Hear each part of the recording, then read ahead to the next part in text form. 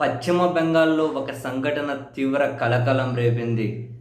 వరద ప్రభావిత ప్రాంతాల్లో ఆ బాధితులను పరామర్శించడం కోసం అని చెప్పి వెళ్ళిన బీజేపీ నాయకుల మీద.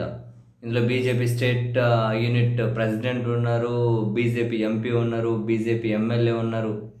వీళ్ళ మీద దాదాపు 500 మంది మూకుమ్మడిగా చేతికి కర్రలు దొరికితే కర్రలు, రాళ్ళు దొరికితే రాళ్ళు, చెప్పులు దొరికితే చెప్పులు, ఏం దొరికితే వాటితోటి మూకుమ్మడి దాడికి దిగారు.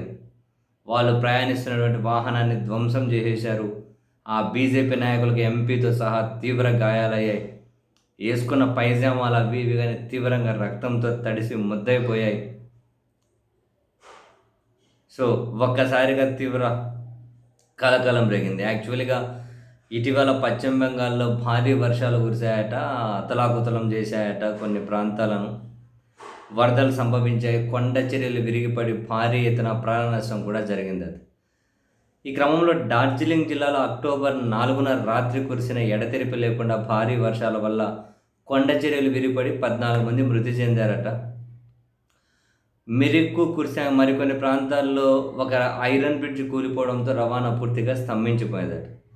ఈ క్రమంలో పశ్చిమ బెంగాల్ మల్దాహా ఉత్తర లోక్సభ నియోజకవర్గ ఎంపీ కాగెన్ ముర్ము అట, అదే నియోజకవర్గ ఎమ్మెల్యే శంకర్ ఘోష్ అట, BJP Bengal unit chief Samik Bhattacharya అట, వీళ్ళందరూ జల్పైగురి జిల్లా వరద ప్రభావిత ప్రాంతాల్లో పర్యటించేకి వెళ్ళారట. వరద బాధితులను పరామర్శించి వాళ్ళకి నిత్యావసర వస్తువులను పంపిణీ చేయడం కోసమని. ఈ సమయంలో దాదాపు 500 మంది మీరు మరి కేంద్రంలో ఉండి మీరు ఏం చేశారు, ఏం తీసుకురాకుండా ఇప్పుడు రాజకీయం చేసేకి వచ్చారా, ఏదో తూతు మంత్రంగా ఇచ్చేసి తప్పించుకుందామనా, ఇక్కడ ఏమంటారు మీ రాజకీయ ప్రయోజనాల కోసం అని చెప్పి వచ్చారా, ప్రజల కష్టాల్లో ఉంటే మీరు కేంద్రాన్ని పాలిస్తున్న అక్కడి నుంచి ఏం తీసుకొని వచ్చారు అని ఒక్కసారిగా తీవ్ర ఆగ్రహానికి గురైన వాళ్ళు ఏం దొరికితే దాన్ని తీసుకొని మూకుమ్మడిగా దాడికి తెగబడితే పైజామాలు పైకి పెట్టుకొని రోడ్డు మీద పరిగెడుతూ ఉంటే వాళ్ళని అడ్డుకొని మీద దాడి, రక్తాలు గారిపోతూ ఉన్నాయి. వెహికల్ ఎక్కితే వెహికల్ మీద దాడి, ఒకరే మామూలుగా కాదు విపరీతంగా దాడి చేశారు.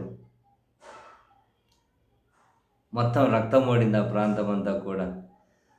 సో దీని మీద బీజేపీ కూడా తీవ్ర విమర్శలకు దిగిందట. ఇది పశ్చిమ బెంగాల్లోని అధికార పార్టీ యొక్క పనేనని, అక్కడ జనాన్ని రెచ్చగొట్టి మా మీదకు పంపించారే అని చెప్పి బీజేపీ అయితే అంటూ ఉందట. కలిసి కేంద్రంలో ఉన్నారు కదా, ఏమీ తీసుకురాకుండా ఏమీ సాయం చేయకుండా వచ్చి ఇక్కడ రాజకీయ విమర్శలు చేసి రాజకీయ ప్రయోజనాల కోసం ఇక్కడికి వస్తున్నారా అని చెప్పి అంటే పైజామాలు తడిసిపోయినాయి, ఫుల్ కొట్టిండ్రు. ఏం దొరికితే దాంతో విచ్చలవిడిగా దాడి చేసిండ్రు.